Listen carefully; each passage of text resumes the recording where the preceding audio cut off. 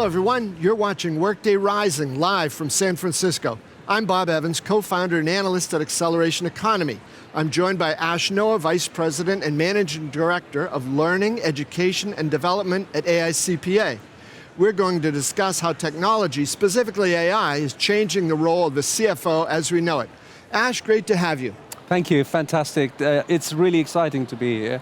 What a great time. How is Workday Rising going for you so far? Well, so far, fantastic. Lots of energy, meeting new people, new conversations, and all conversations really leading to technology, automation as being the foundation for transformation. Perfect, perfect.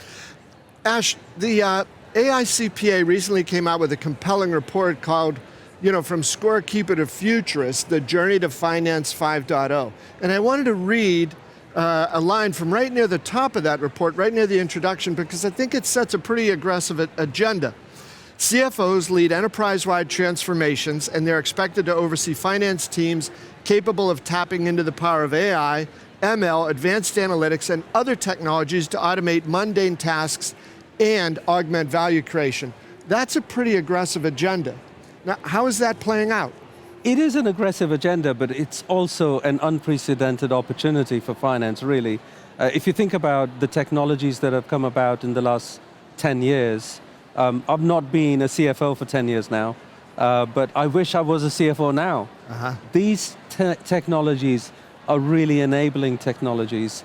Things that we wanted to not do because they were boring and repetitive and take a lot of time, that really holds you back from doing the things that are more interesting and engaging in the business. It's actually possible now. So although it might seem like a daunting statement, but it's actually a statement that shows and positions the opportunity that is out there. It is an unprecedented opportunity, really, for finance to embrace technology, not see it as a disruptor, but as an enabler to make the shift, to take you out of the day-to-day and really be in the future. And that's the journey of, you don't want to be scorekeeping, you don't want to be just counting the score, but you want to be in the game. And technology and automation is enabling that.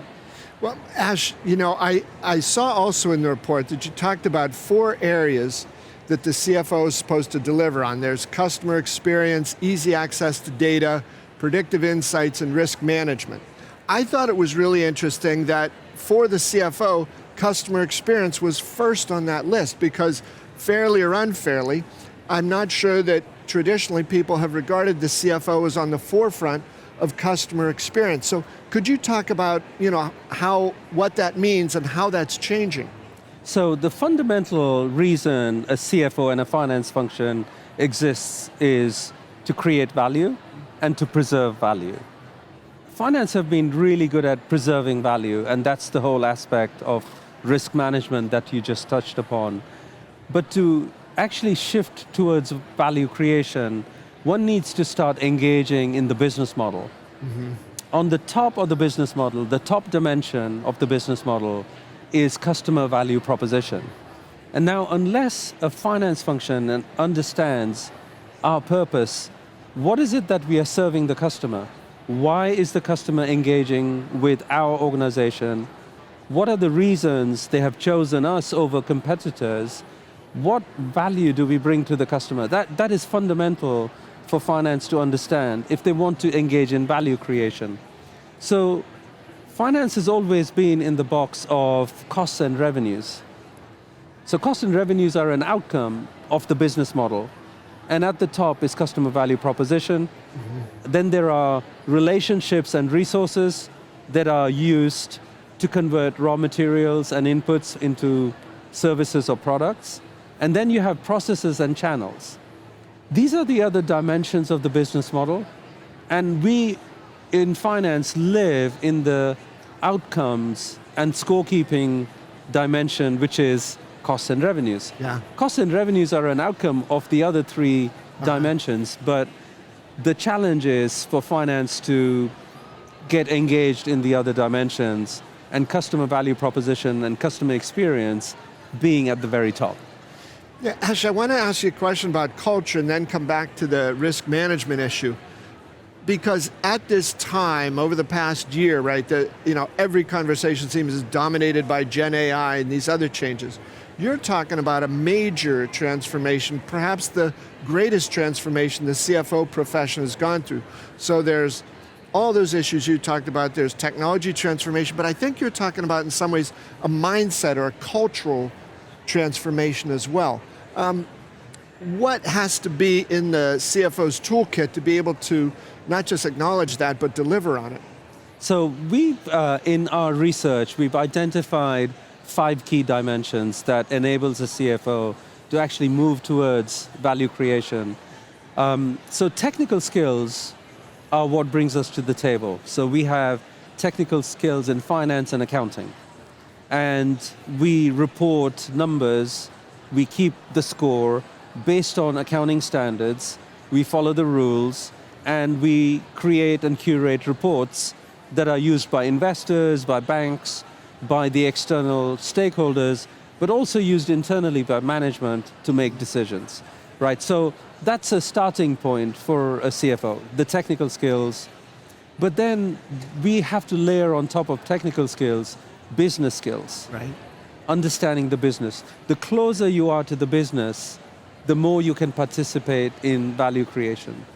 On top of business skills, we also have identified people skills, right? You cannot create value without collaboration. Right. You cannot create value without partnering. And finance co-creates value. We don't create value on our own. We co-create value, and co-creation requires people skills. And then there are leadership skills to layer on top of that. We are not just about managing the people, but also leading in terms of being engaged in strategy, being engaged in motivating your people, being engaged in collaboration with the other parts, and leading with regards to enterprise technology.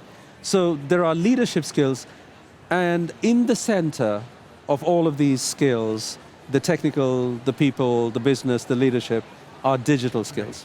And that's where it comes to the technology and understanding how can technology drive transformation of your business model? How can technology, so it's not about implementing a new ERP system, right, or it's not just about automation for the sake of reducing workload, but actually to look at technology as an enabler of transformational changes in your business model. How do you serve your customers in new ways? How do you transform your business model with new products, with a new way of serving customers, and really meeting the technology expectations of your customer? I mean, your customer has certain levels of expectations in terms of a digitized relationship, a relationship where they can really connect with you digitally, and it makes the customer experience more seamless, right, and reduces friction. And that drives customer loyalty, it drives a reduction in customer churn, and so suddenly now, I'm talking about the same thing again, customer experience, customer value proposition. Yeah, and Ash, if you tie that in with something you mentioned early on about, value creation and value preservation, one of the key things that came up in the report was the need for CFOs to balance risk management and opportunity creation. So how does that play in with what's going on here? And again, fairly or unfairly, I think most people think, the CFO is going to tilt totally toward value preservation and costs and expenses. Right. So how does he or she, this futurist, the leader of Finance 5.0, how does they make that leap into the world of value creation? So that is really around leadership. It's around having the right team, having the right people around you, either recruiting the right people or elevating your current capabilities through training, through mentoring, and really focused attention on people. Right. So you cannot make that leap without the right people. It's not just technology. So in order to transform, there are 2 other T's that are essential, and that's talent and technology.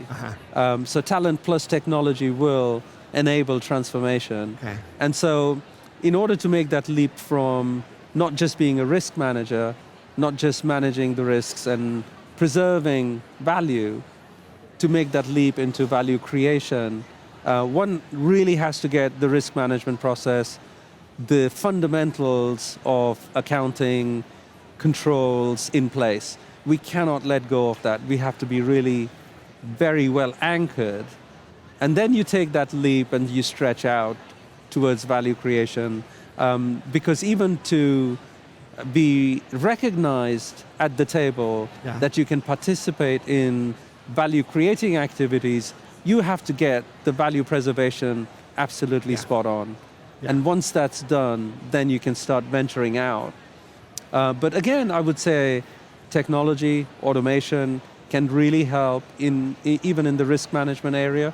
Automating processes, controls in your accounting, reporting, and controls then enables you to venture out into other aspects of the business model. Okay, and Ash, on that subject too, because you've brought this up about leadership, a few times and how essential that is. Could you talk a little bit about how the CFO in this new role has to play and engage differently with the other members of the C-suite? Right, that is absolutely essential, right? So we've started a conversation about human skills. So when you think about technology and automation, it's essential to bring adequate human skills to technology, and then it's humans working with technology, humans enabled with technology, actually leading that transformation. So you're absolutely spot on when it comes to creating value. As I said, we don't create value on our own, it's co-created, and that requires partnering. Partnering requires human skills such as empathy, communication, being able to collaborate, being able to achieve consensus, and when there isn't a consensus, then being able to work through the differences in order to achieve an outcome. There won't always be consensus, there will always be difference of opinion, and there will always be a business case A or B. Right. But it's making an effective case through collaboration, through understanding emotional decision-making, or understanding and bringing empathy to discussions. These are all human skills that have always been required. But in the future, as we go into a realm where most of the report creation, production has been automated, and now you're asking finance to be partnering, you're asking finance to be a co-pilot to certain aspects of the business, you need people skills. And you need to be able to co-create and work together, collaborate, communicate effectively in order to create value. Well, at that point, Ash, to create value, I'd like you to go into that in a little more detail, because again, those 5 levels that you feel the finance futurist must achieve here: scorekeeper, advisor, partner, value creator, and futurist. Right, that's the progression, right? You might still be a scorekeeper, and as you advance, you become an advisor to the business, and then you become a true partner, and then that enables you to engage in value creation, and then you can start looking towards the future and truly become the futurist. But and as you said, they've got to get the fundamentals right. You've got to get the value preservation, make sure you're rock solid at that before going off there. So is this value creation in terms of new alliances? You've talked a lot about the power of customer relationships under which value sits, or revenue sits. So love to hear a little bit more about the value creation the types of value creation that CFOs should strive for. Right, so if you look at value creation, and if you look at enterprise value, 90% of the enterprise value is sitting in intangible assets. Right, so there's a major shift that is required. We in finance, we're really good at managing the financial capital of the company, the manufactured capital, the assets, buildings, plant and machinery, etc. But in order to be in the value creating zone, we need to start shifting towards the intangibles. And what do we mean by intangibles? these are not the intangible assets already in the balance sheet. These are intangible assets which are outside of the balance sheet, but they are valued by the marketplace. So it's the difference between the market capitalization, so what does the market view as the value of your enterprise, versus your net assets in the balance sheet. Today, in an S&P 500 company, that average is about 90%. Okay. So 90% of the value is outside of the balance sheet. Finance, accounting, we focus on P&L, balance sheet, cash flows. But if you look at the 90% of the value, it's in your intangibles such as human capital, and your intellectual capital, your social and relationship capital, and then if you have natural assets, forests or oil reserves or water reserves, etc., that's your natural capital. All of these are mostly intangible. Finance are really comfortable with the black and white, with what you can count and what you can record.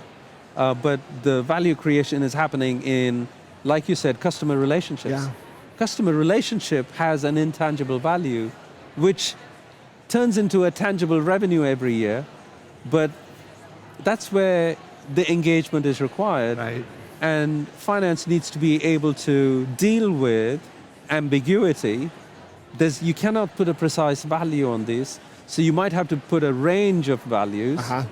You might have to come up with proxies for value, so it might not necessarily be dollars and cents all the time, but it could be customer loyalty, customer churn, staff loyalty for the human capital, staff engagement scores, net promoter scores for customers.